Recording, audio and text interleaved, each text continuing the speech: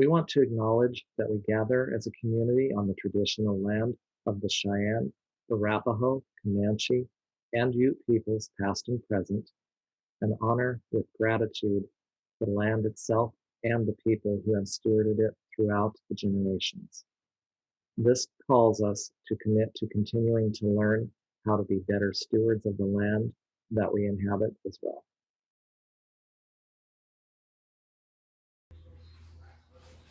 Good morning.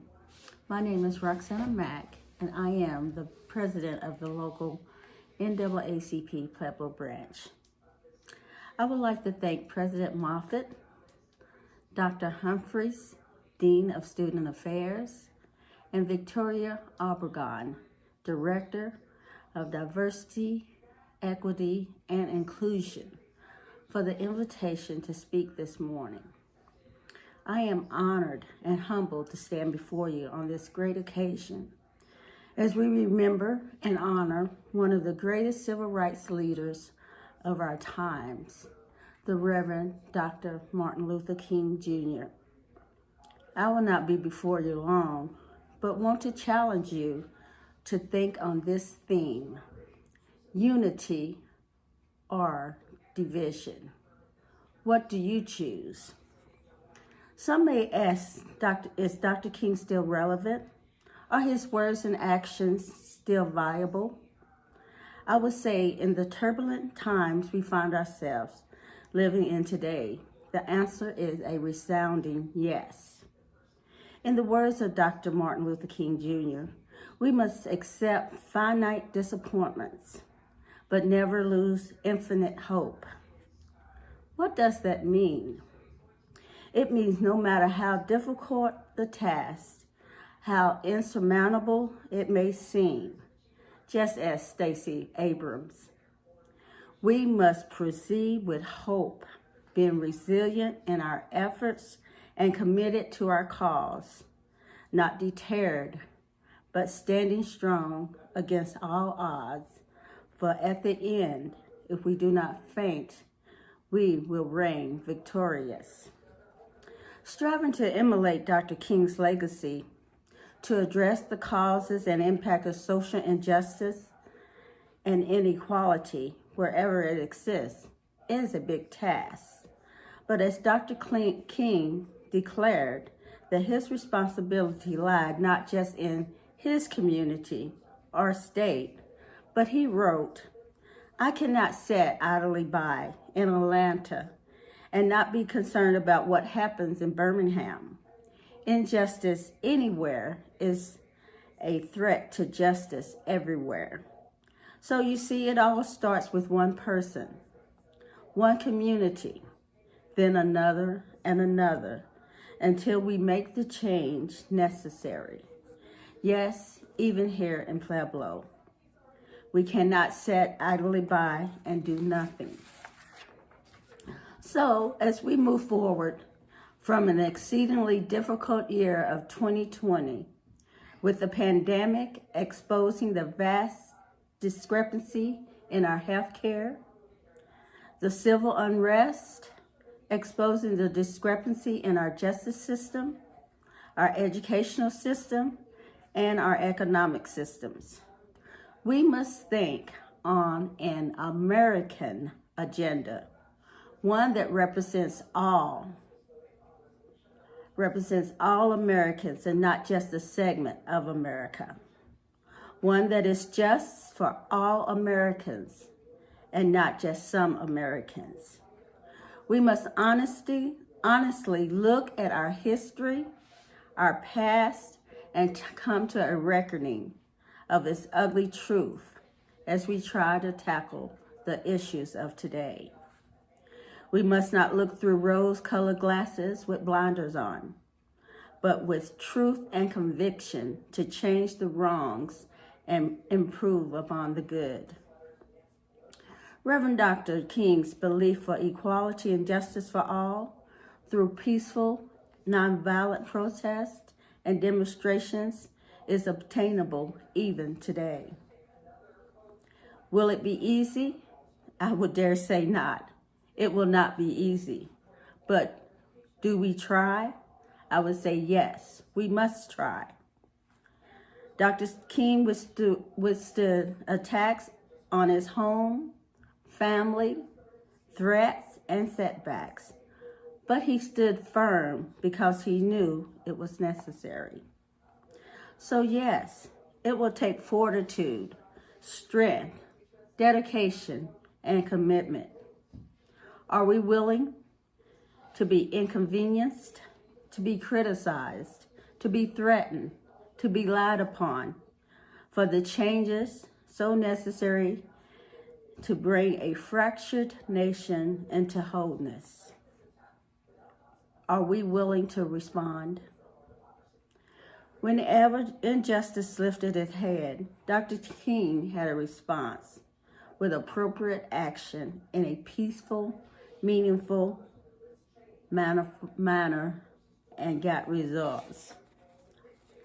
Dr. King's peaceful struggle against racial discrimination came to national attention when he led a boycott, protesting laws requiring blacks and whites to sit in separate sections on a bus during the 1955 Montgomery bus boycott.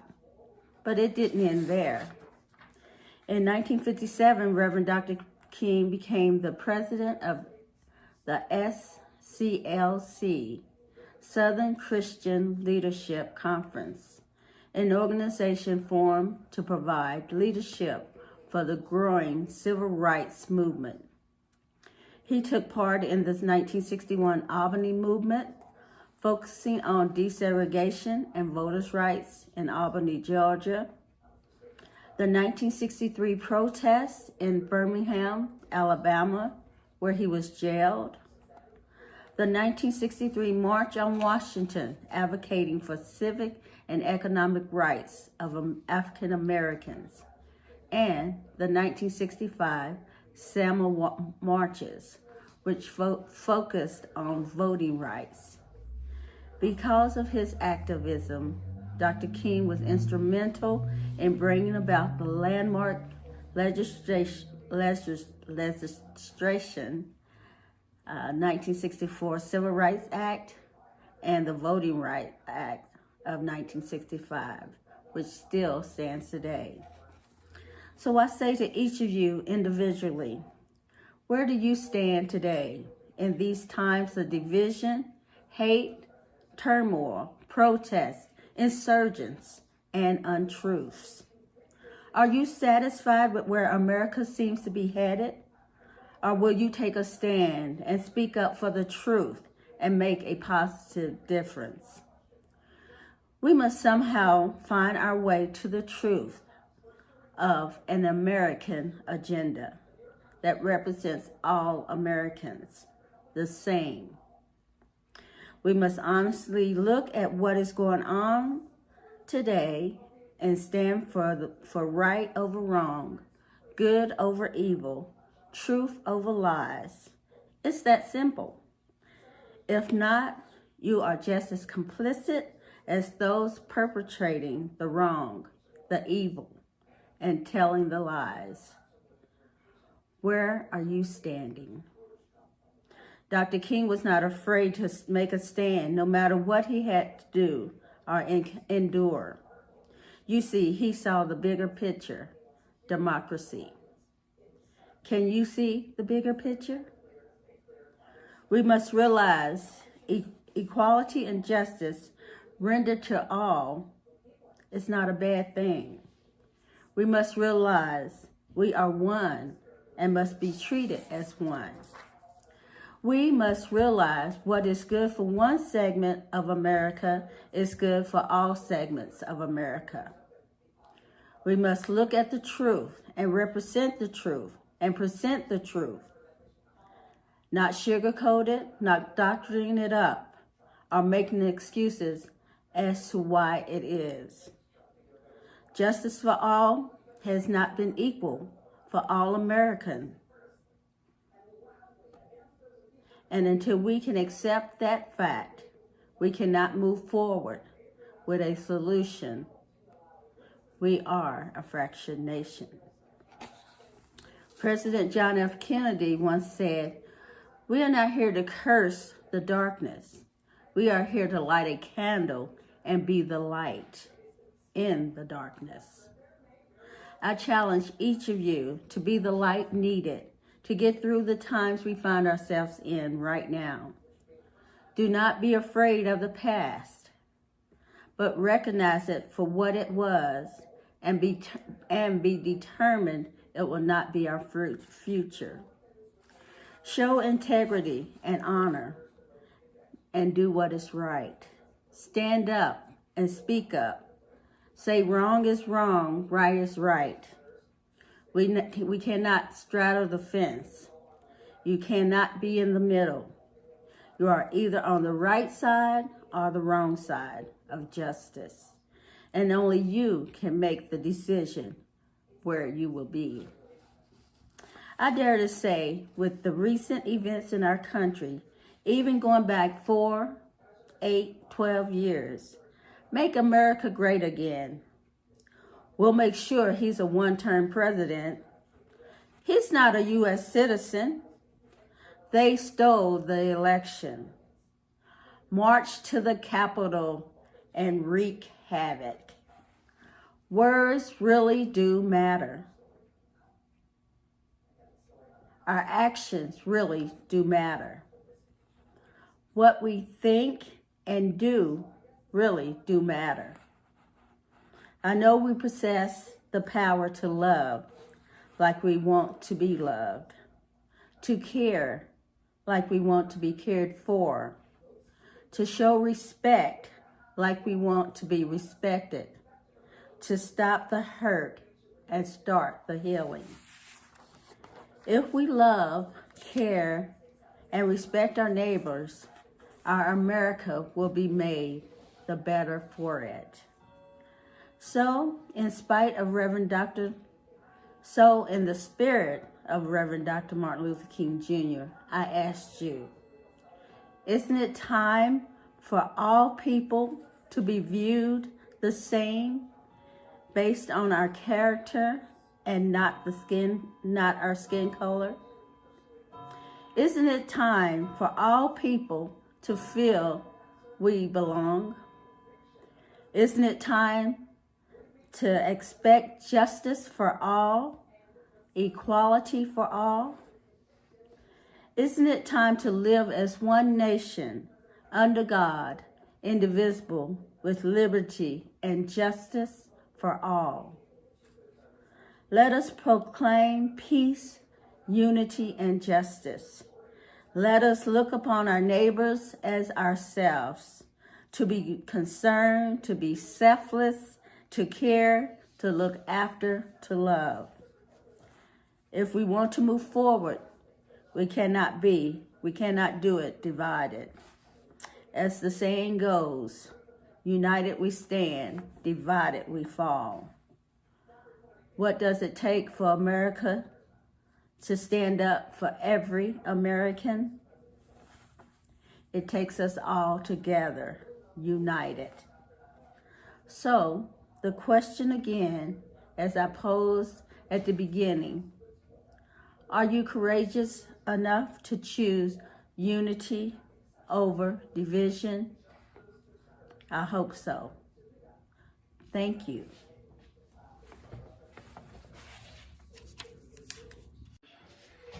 And now I would like to introduce my grandson, who is Israel Allen. He's a 5th grader at Corwin International Magnet School, and he will be reciting the I Have a Dream speech. Israel?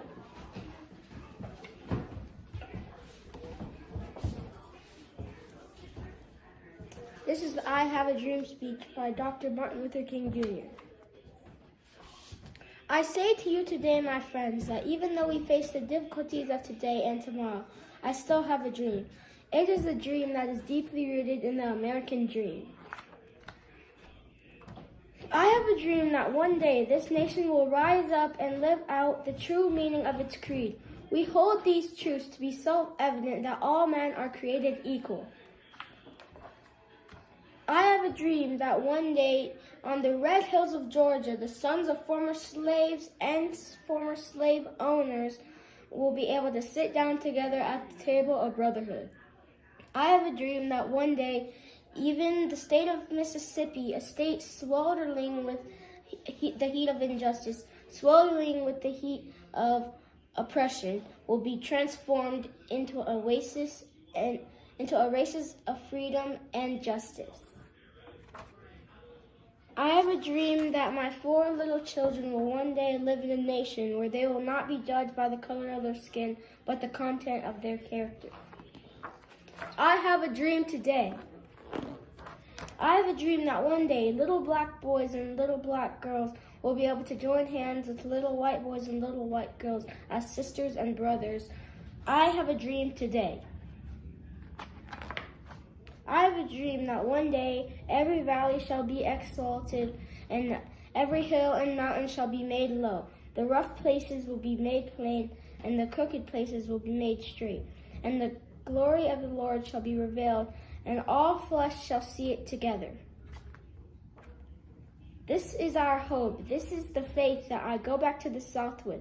With this faith, we will be able to hew out of the mountain of despair a stone of hope. With this faith, we will be able to transform the jangling discords of our nation into a beautiful sympathy of brotherhood. With this faith, we will be able to work together, to pray together, to struggle together, to go to jail together, to stand up for freedom together, knowing that we will all be free one day. This will be the day when all of God's children will be able to sing with new meaning. My country, 'tis of thee, sweet land of liberty. O thee I sing, land where the fathers died, land of the pilgrims' pride. From every mountainside, let freedom ring. And if America is to be a great nation, this must become true. So let freedom ring from the prodigious hilltops of New Hampshire. Let freedom ring from the mighty mountains of New York. Let freedom ring from the heightening Alleghenies of Pennsylvania. Let freedom ring from the snow-capped Rockies of Colorado. Let freedom ring from the curvaceous slopes of California. But not that only that. Let freedom ring from the Stone Mountain of Georgia. Let freedom ring from Lookout Mountain of Tennessee. Let freedom ring from every hill and molehill of Mississippi. From every mountainside, let freedom ring.